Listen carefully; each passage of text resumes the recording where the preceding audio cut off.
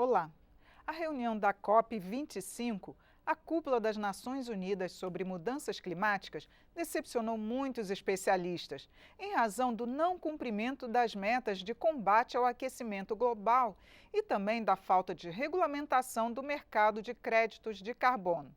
Mas alguns pontos foram positivos, como a mobilização da sociedade civil pedindo ações concretas. O entrevistado desta edição do Palavra Aberta é o presidente da Comissão de Meio Ambiente da Câmara, deputado Rodrigo Agostinho, do PSB de São Paulo. Ele participou da última reunião da COP em Madrid. Bem-vindo, deputado Rodrigo. Obrigado pelo convite.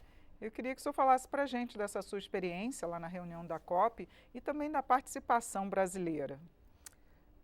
Em 1992, no Brasil, nós tivemos a grande cúpula das Nações Unidas, foi a segunda, onde as Nações Unidas resolvem discutir meio ambiente.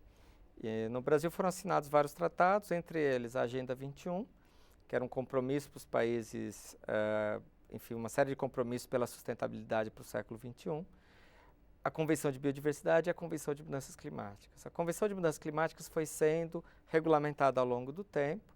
Um dos documentos mais importantes foi o Protocolo de Quioto e, mais recentemente, o Acordo de Paris. Nós estamos na fase agora de regulamentação. Todos os anos nós temos um encontro dos países que são signatários, entre eles o Brasil, e hoje nós acabamos de sair, enfim, da COP25, 25 anos depois da assinatura do acordo, da Convenção Quadro, que foi aqui no Brasil, e a gente esperava sair com um plano de implementação e com a regulamentação de alguns itens, entre eles o artigo 6º, que diz respeito a esse mercado de carbono. Infelizmente, a posição atrasada de alguns países, entre eles Estados Unidos, Austrália, Japão e, pela primeira vez, o Brasil, fizeram com que a conferência não avançasse. O texto que foi aprovado é um texto muito fraco, muito ruim, e as nossas expectativas estão em relação à possibilidade de um ano de negociações para que no ano que vem, 2020, a gente possa ter finalmente a regulamentação disso. Agora, o governo brasileiro alega que os países mais desenvolvidos não querem custear o mercado de crédito de carbono. Essa solução realmente poderia reduzir essas emissões? Nós não temos uma única solução para a questão das mudanças climáticas.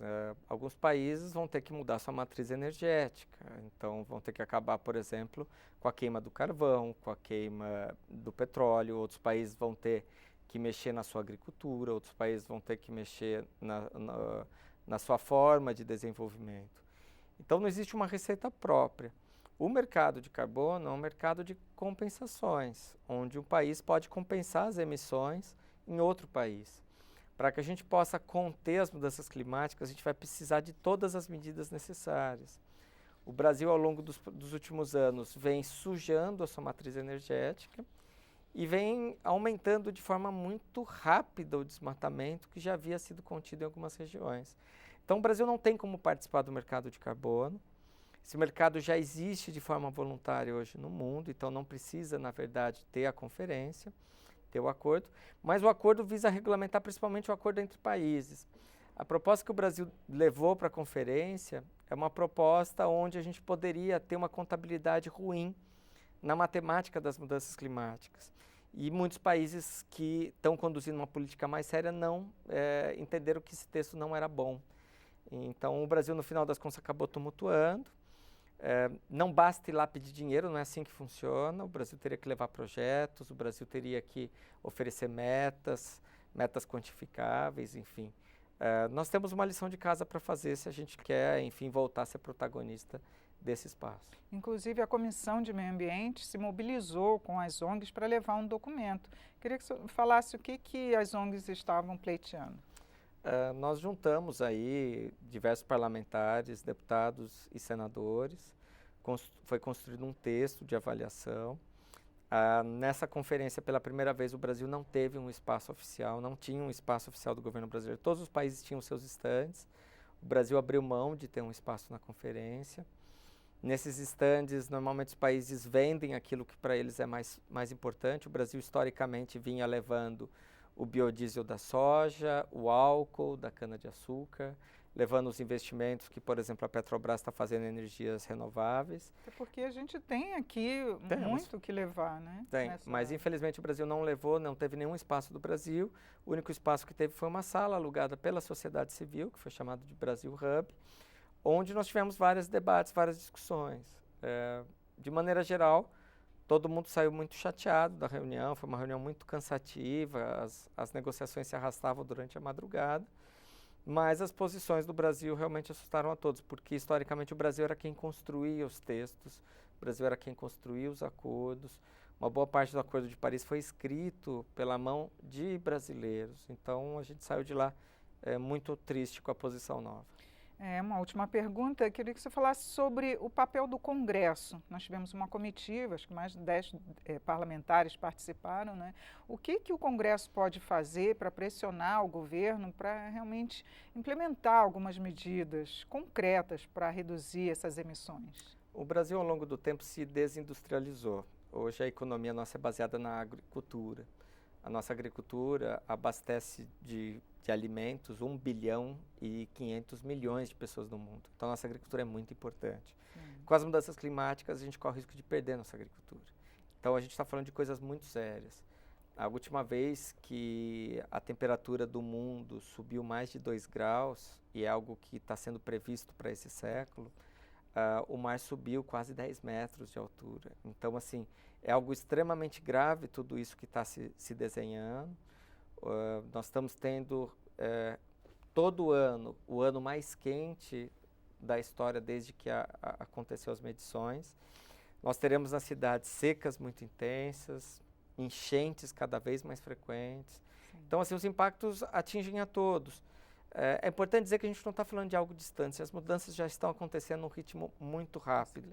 Nós passamos de 400 partes por milhão de gás carbônico na nossa atmosfera. Então, a gente dobrou, desde a Revolução Industrial até aqui, a quantidade de gás carbônico na atmosfera. Então, assim, o Congresso tem um papel fundamental de ajudar no combate às emissões brasileiras, no caso específico, notadamente do desmatamento, das queimadas. A gente preparar a nossa economia para uma economia mais sustentável, então incentivos, a reforma tributária pode ajudar nisso, enfim. E trazer esse debate. A agricultura mesmo, não é? Porque a agricultura é vendida lá fora como uma agricultura verde, de preservação, ou seja, né? Para elas também é interesse para vender mais, levando esse carimbo, digamos assim, de que preserva a natureza. Sim, só para você ter uma ideia, nós tivemos mais deputados e senadores do agronegócio do que da bancada ambientalista. Então, assim, o setor está preocupado, o Brasil tem tudo para voltar a ser protagonista disso, mas precisa de um esforço do governo, precisa de um esforço dos nossos negociadores. O Brasil, na última hora, para inviabilizar o acordo, entrou em temas que o Brasil não vinha tratando, como, por exemplo, no texto de oceanos, que é algo que interessa para muitos países.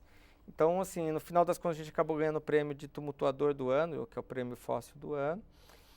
E eu acho que a gente vai ter um papel muito grande agora de continuar esse debate aqui, enfim, de estreitar o relacionamento, de melhorar o diálogo entre os setores e fazer caminhar.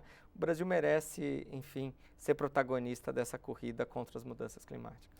Deputado Rodrigo, muito obrigada por seus esclarecimentos aqui no programa. Eu que agradeço a oportunidade.